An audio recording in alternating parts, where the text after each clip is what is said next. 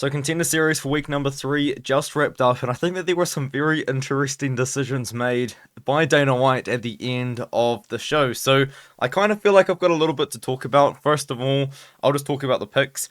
I went 4-1 on the card, got Liam Anderson wrong, and about 3 minutes into the fight, I kind of realized that that was just a really bad pick and a pretty bad read. Like, I do know in my breakdown, I did say that Liam Anderson does struggle to get the takedowns, but Andrei Puliev's takedown defense on the regional scene did not look like anything special. So that was interesting. So either Anderson's takedowns are worse than I thought, which I actually do think is the case because he was struggling to take down a lot of guys in the regional scene there on Cage Fury FC, but yeah, that was just a bad pick. It was. Aside from that, I think that they were all pretty decent picks, and I do want to talk about a couple of the decisions.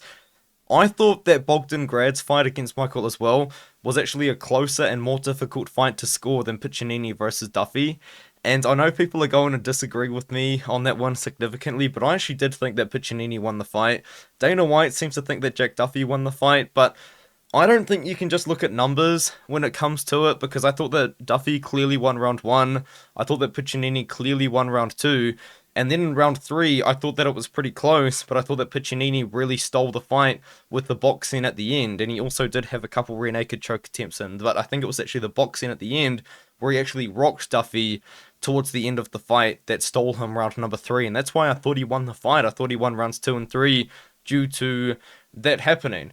And they have apparently going to reschedule the fight for week number 10. If you want my opinion on that one, I think that just makes it easier for Nick Piccinini because he accepted this fight on 10 days notice, he said, and now you're going to give him 7 weeks notice.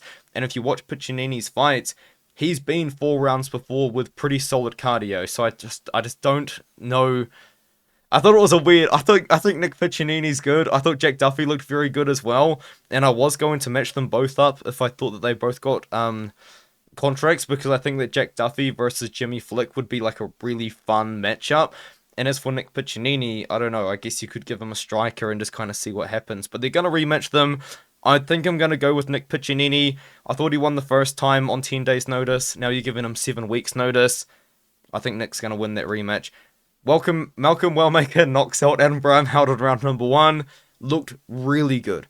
Looked really good from the start to the finish. I know the fight didn't actually last that long, but yeah, he slept Bramheld with a counter on the right hand. He showed that he was willing to wrestle as well, which I really liked, because I thought if the fight got extended, those takedowns were going to come pretty easily, because Bramheld has slowed down a lot in the past, but it didn't matter. Wellmaker was making Bramheld miss, and he slipped him. Looked really, really good, really, really promising. I want to see him fight against Clayton Rodriguez just because I think it's kind of guaranteed to be a good fight, a fun fight to watch, and I also think that the UFC probably doesn't want Clayton Rodriguez around anymore because this is a guy who's missed weight multiple times. This is a guy that they've had to cancel fights for because he's missed weight in the past, so I think that they're just going to get rid of him by giving him someone like Malcolm Wellmaker, and then they can get rid of his contract. That's what I think is going to happen there. For Marco Tulio, he looked good. He was scaring me a little bit because he was overthrowing quite a bit. Kind of looked like he was really wanting the contract. Was a lot more aggressive than he's been in the past, which did give Duclos a pretty decent amount of opportunity in the fight, to be fair.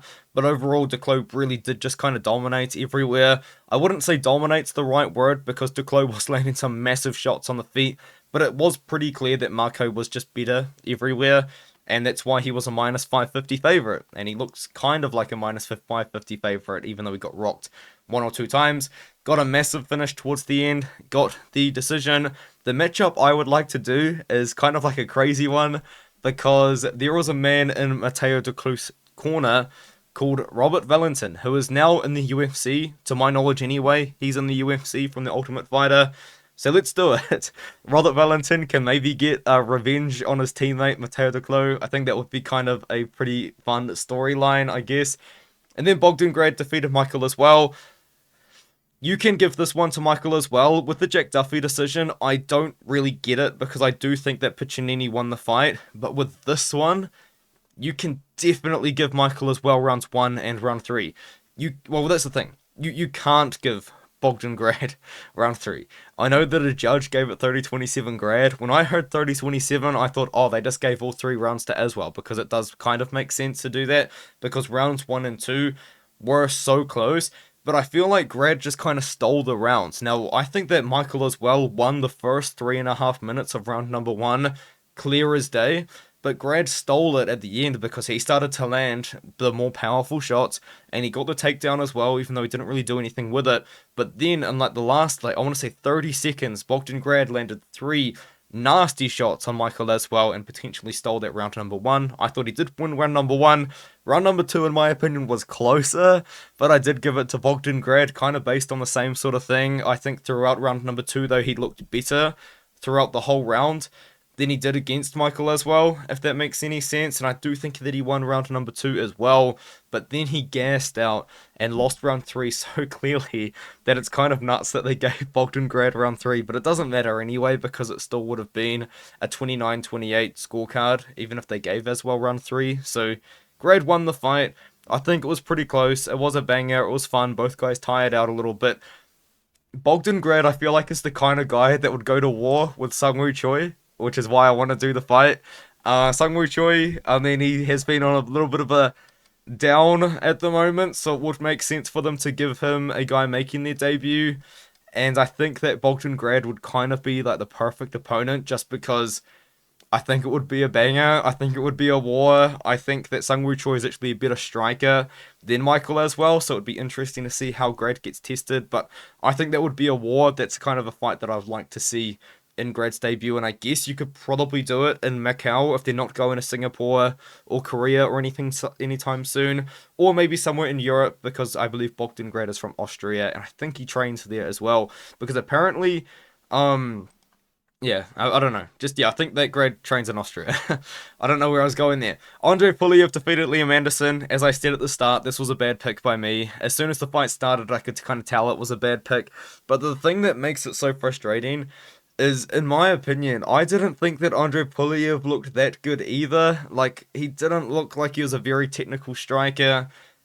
Anderson just can't wrestle, is kind of what we learned out of that fight. Like, he just cannot wrestle. So yeah, it's just a really tough one for me to take, man. I'll be honest. It's a tough pill to swallow, but you've got to take these losses on the chin. It is what it is. Only got 2 fights wrong in the last 3 weeks, so 13-2 is kind of an insane pick record, I guess, for the Contender Series, considering what it was last year. But yeah, Pulyev got it done. I can't really cope without it much more than that. I think, like, he's kind of a tough one because I don't know how far he can go in the UFC, but he is still pretty young. I think a good test, just to kind of see how good he is right now, is Josh Fremd. Now, Josh Fremd, I know, is like kind of near the bottom of the rankings right now, and if he does lose this fight... Oh, wait, he's got a fight booked. I guess maybe Mikhail Olechechuk then could be a matchup that you do. Or Cedric Stomaz was a guy I was thinking about too. Let's do that one. Let's do Cedric Stomaz versus Andrei Pulyev. Both are pretty tall strikers. I think it would be a fun fight. Yeah, that's kind of it for me. I'll be honest with you. Quick little look at round number 4. Haven't done tape study for this card aside from just one fight, I'll be honest with you guys. And that is Igor Cavalcanti versus Seok Kun Ko. If you know where to get tape for Igor Cavalcanti's recent fights, because I cannot find any of it, this here promotion Inside Fighters League went under, so all of their fights have been removed, so you just can't find them. So that's fun. Yeah, they were on YouTube, they're not anymore. I've watched a couple fights from his NFC days, but these are in 2021. But I can kind of assume what he fights like just based on his finishes. But Seok Kun Ko, I'm kind of thinking I might pick him because he looks good. And I don't know how good Cavalcanti is, I'll be honest. We'll see how that goes. I'm leaning Will Curry on this one. I'm leaning Austin Bashi on this one. Shannon Clark is not the most exciting fighter to watch, but I'm leaning her. And I do think Quillen Salkild can beat Gage Young because Gage Young, I think he's a bit hittable on the feet, I'll be honest with you guys. But that's it. Let me know what you think in the comments below. I'll see you guys in the next video.